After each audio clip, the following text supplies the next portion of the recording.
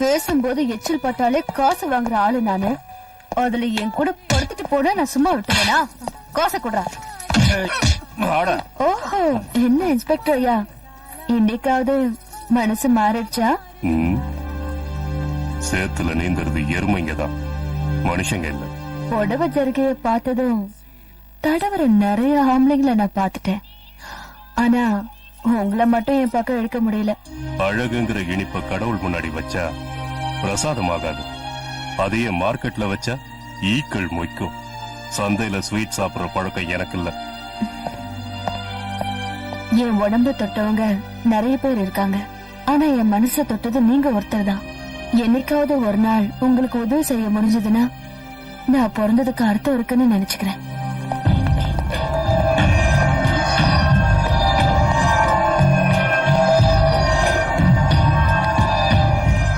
Excuse me, sir.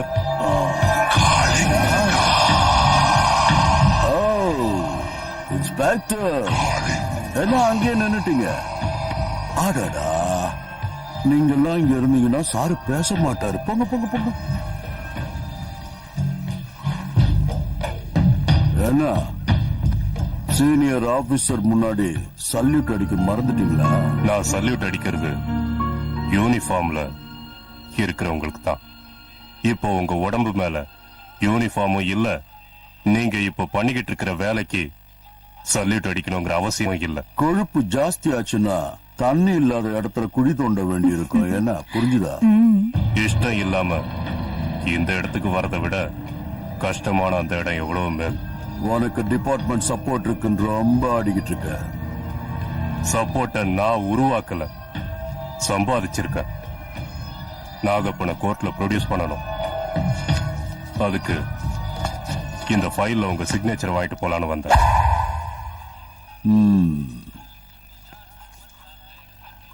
இன்னில இருந்து உன் கழுத்துக்கு நேர கத்தி இருக்குன்னு நினைச்சுக்க. வேலையில கொஞ்சம் அப்படி இப்படி சாஞ்சா கூட. நான் வேலைக்கு சேர்ந்ததுல இருந்து சாகடிக்கிற கத்தி என் கழுத்துக்கு நேரதான் இருக்கு. அது துரு புடிச்சு கூர்ம மழுங்குமே தவிர தப்பு பண்ணி என்னோட கழுத்துக்கு வரவிட மாட்டேன். வர நீங்க இவ்வளவு பெரிய ஆபீசரா இருந்தோம் இந்த ஆளை உங்களால ஒண்ணுமே பண்ண முடியாதா? முடியும். அதுக்கு அவன் ஏதாவது ஒரு தப்பு பண்ணணும், இல்லன்னா தப்பு பண்ண வைக்கணும்.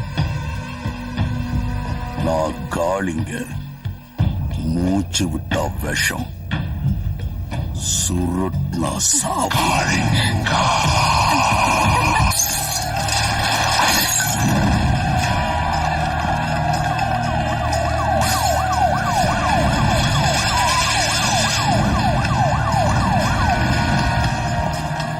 Constable, yes sir. Block that road on this side. Okay sir.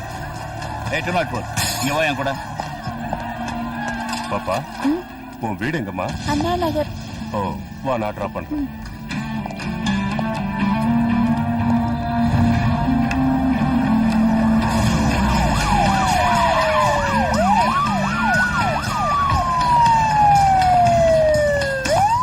Sir, எங்க சார் புறப்பட்டீங்க? சிங்காரத்தோப்பு ஏரியாவை செக் பண்ணலான்னு போயிட்டு இருக்கேன் சார். இங்க இவ்வளவு கரெக்டா நடந்துட்டு இருக்கும் போது அங்க போய் என்ன பண்ண போறீங்க?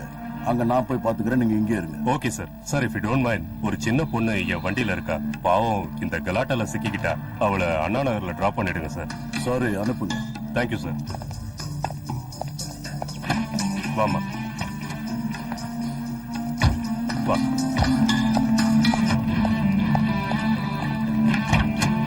உட்காருங்க சார். அலர்ட்டா இருங்க. யாரு கலாட்டா பண்ணாலும் அவங்கள வேண்டாம். Okay sir. அண்ட் ஏய் நில்ல, சிட்டில கர்ஃபியூ இருக்குன்னு உனக்கு தெரியாது? எங்க கிளம்பிட்டீங்க? அது துர்கா டெல்லி கிளம்பிட்டா. டிரான்ஸ்போர்டேஷன் எதுவுமே இல்ல, ஸ்டேஷன்ல டிராப் பண்றதுக்காக போயிட்டு இருக்கேன்ப்பா. இன்னைக்குன்னு பார்த்தாமா நீ கிளம்பணும். சரி சரி, போயிட்டு வாங்க. வரேன் மாமா. ஜாக்கிரதையா போமா. போய் சேர்ந்த உடனே எனக்கு போன் பண்ணணும். வரேப்பா. பாய். சதீஷ், ஏன்டா இங்க உட்காந்துருக்க? என் தங்கச்சி காலைல இருந்து காணோம். ஊர் ஃபுல்லா கலாட்டாவா இருக்கு. எங்க போனானே தெரியல. அவளை எங்க தேடியும் கிடைக்கல. நீ ஒண்ணும் கவலைப்படாத, அவளுக்கு எதுவும் ஆயிருக்காது. தேடி பார்க்கலாம், வா. சரி.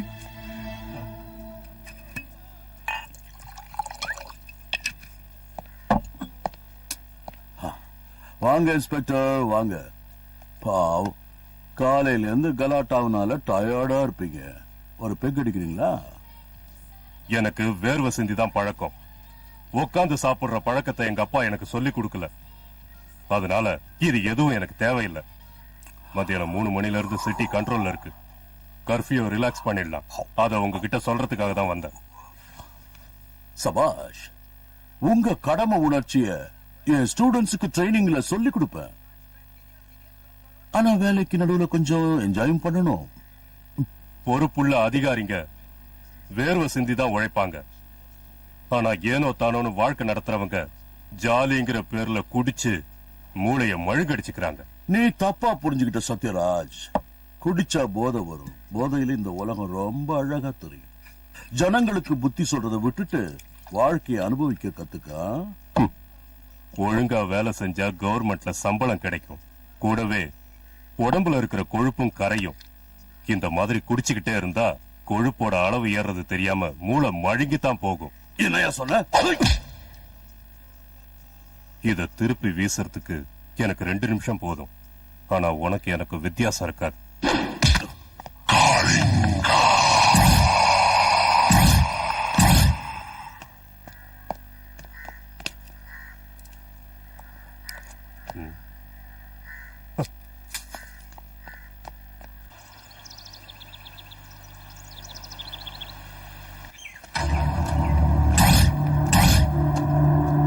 சார், ட்ரெயினுக்கு அடியில மாட்டினால 2 துண்டாயிடுச்சு.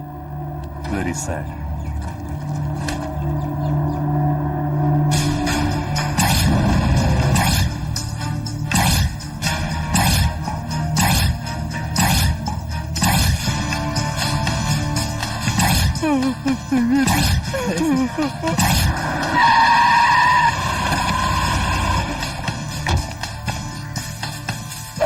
எங்க தானே தூக்கி போட்ட?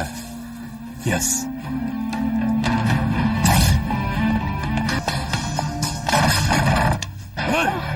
சத்யராஜ், குடிகார கபோதி. சத்யராஜ், ஒண்ணும் தெரியாத அந்த அப்பாவி குழந்தைய உன் காம வேட்டைக்கு பலியாக்கிட்டேடா. ஏய், ஒரு சீனியர் ஆபீசர் மேல கை வைக்கிறியா? ரொம்போக்கு ராஸ்கல்.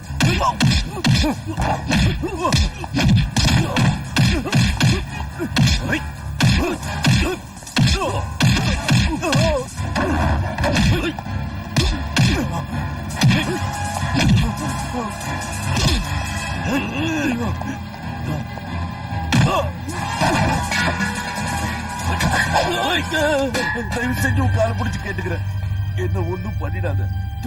நான் ஒரு சீனியர் ஆபீசர். 2 பேரும் ஒரே டிபார்ட்மெண்ட்ல இருக்கோம். தெரியாம தப்பு பண்ணிட்டேன். தயவு செஞ்சு என்ன மன்னிச்சு. நடிக்கிறியா? இதே மாதிரி தான் அந்த சின்ன குழந்தையும் என்ன விட்டுருங்கன்னு கெஞ்சி கதறி இருப்பா. சொந்த பொண்ணையே காம வெறியில பாக்குற ஒன்ன மாதிரி ஆளெல்லாம் உயிரோட விடக்கூடாதுடா. யாராவது ஒரு அடி முன்னாடி வந்தீங்க சுட்டு பொசுக்கிட்டு. யாரும் வந்துடாதீங்க, அங்கேயே இருங்க.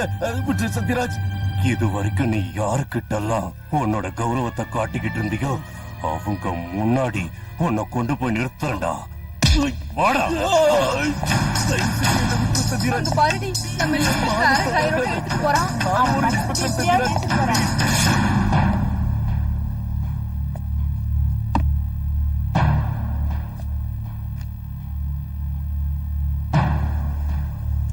இறந்து போன சவிதாவின் உடலில் அவளது கர்ப்பப்பை இல்லாத காரணத்தினால் அவளிடம் டிஎஸ்பி காளிங்கன் பாலியல் முயற்சி செய்தார் என்ற குற்றச்சாட்டு நிரூபிக்கப்படவில்லை.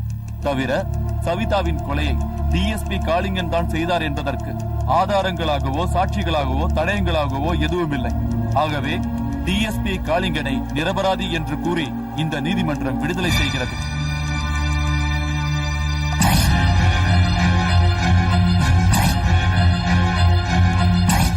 மேலும் சபார்டினேட் ஒருவர் தன்னுடைய சீனியரை கைது செய்வதற்கு அதிகாரம் இல்லை என்றும், இன்ஸ்பெக்டர் சத்யராஜ் டிஎஸ்பி காளிங்கனை கைது செய்தது குற்றம் என்றும் கூறி அவர் எத்தனை காலம் காவல்துறையில் நீதி தவறாமல் பணிபுரிந்த காரணத்தினால் அவருக்கு தண்டனை எதுவும் கொடுக்காமல் இந்த நீதிமன்றம் எச்சரிக்கை செய்கிறது.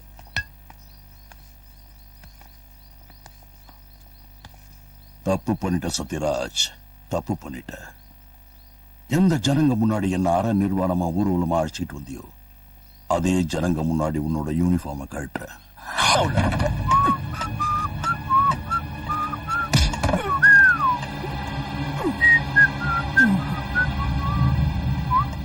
எனக்கு உடம்ப கொடுக்கவும் தெரியும், கழுத்தை நெரிக்கவும் தெரியும். 3 லட்சம் ரூபாயை திருப்பியும் கொடுக்கல, 3 மாசமா வட்டியும் கொடுக்கல. எங்கடா காசு? தேவி, எனக்கு கொஞ்சம் டைம் கொடு. நான் பெரிய இடத்துல கல்யாணம் பண்றதா இருக்கேன். கல்யாணம் ஆன ஒரு வாரத்துல பணத்தை கொண்டு வந்து உன் கையில கொடுத்துறேன். பேச்சு மாறினா அடுத்த வாட்டி அவ பேச மாட்டா. இந்த பெல்ட் தான் பேசும். அதுவும் இங்க இல்ல, ஸ்டேஷன்ல. சார், என்ன நம்புங்க, கண்டிப்பா பணம் இல்லாம வரமாட்டேன் சார். தேவி, இத்தனை நாளா எத்தனை பொண்ணுங்களை உங்ககிட்ட அனுப்பியிருக்கேன். இன்னும் உனக்கு என் மேல நம்பிக்கை வரலையா தேவி? பண்றதே நம்பிக்கை துரோக வேலை. நீ என்கிட்ட நம்பிக்கையை பத்தி பேசுறியா? இதுதான் உனக்கு கடைசி சான்ஸ். போய் காசை கொண்டு வா, இல்லனா என் காலடியில உன் கழுத்து இருக்கும். போய் பணத்தை கொண்டா. ஏய், காளிங்க மன்னிக்கிறது ஒரு வாட்டி தான். கால்ல கடிச்சன்னா விஷம் தலைக்கு ஏறிடும்.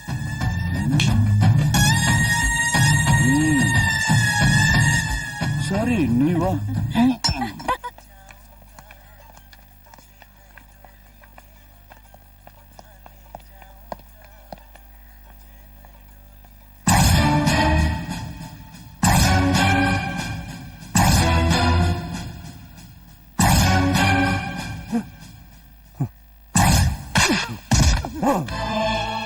ஒரே ஒரு நிமிஷத்துல என்னால உன்னை சுட்டு கொல்ல முடியும். ஆனா என்ன பண்றது? அப்படி பண்ணா போக போறது என் கௌரவம் தான். இன்னொரு தடவை என் முன்னாடி உன்னை பார்த்த அப்படியே குழி தோண்டி புதைச்சிடுவேன். ஜாக்கிரதை. மாமா, மாமாவா? மாமா ராஸ்கல்.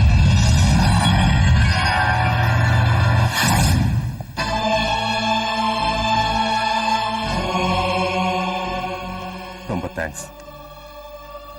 கோயில்ல சாமி இல்லாட்டி பக்தர்கள் எங்க போவாங்க தெய்வமே?